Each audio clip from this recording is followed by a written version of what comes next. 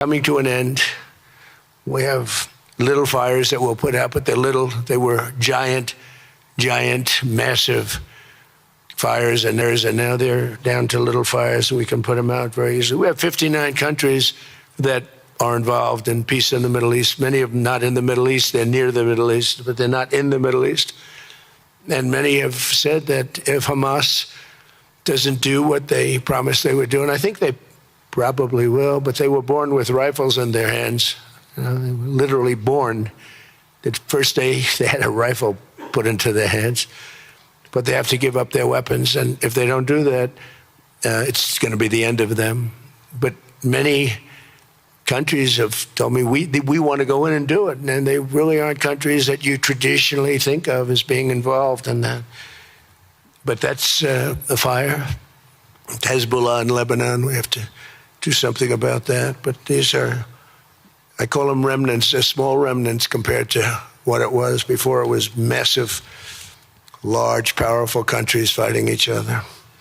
In another great victory for the ultimate goal of peace, in June, we obliterated Iran's nuclear enrichment capacity with Operation, we call it Operation Midnight Hammer. It was midnight, it was dark, no moon, and every single one of those bombs from the B-2 bombers hit the air shafts and went deep into the earth and totally obliterated everything that they were doing. They were 2 months away from having a nuclear weapon. Can't let that happen.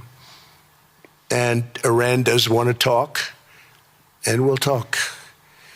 We've also hit ISIS in Syria, and very strongly, as you know. In my first administration, I took out al-Baghdadi, the founder of ISIS, and he was trying to start it up again because due to the tremendous talent of General Raisin Kane, as I call him, he wiped out ISIS in a period of 3 weeks in my first term. You know, we had a great first term, but the second term is, I think, blowing it away, actually. But we took out ISIS, and we had, it was gone, but during the Biden administration, it formed again a little bit. We hit it very hard in Syria. And Syria, by the way, I spoke with the president, is making a lot of progress, tremendous progress, actually. We're very happy about that. We took off all sanctions, which gives them a chance to breathe. And he is working very, very hard, and I think he's going to put it all together. So many things are happening, many good things. Threats to Europe and America, the Middle East, and other places are really calming down. It's a lot different than it was just 1 year ago. Just 1 year ago, the world was actually on fire. A lot of people didn't know it. And in Nigeria, we're annihilating terrorists who are killing Christians. We've hit them very hard. They've killed thousands and thousands of Christians. What's that all about?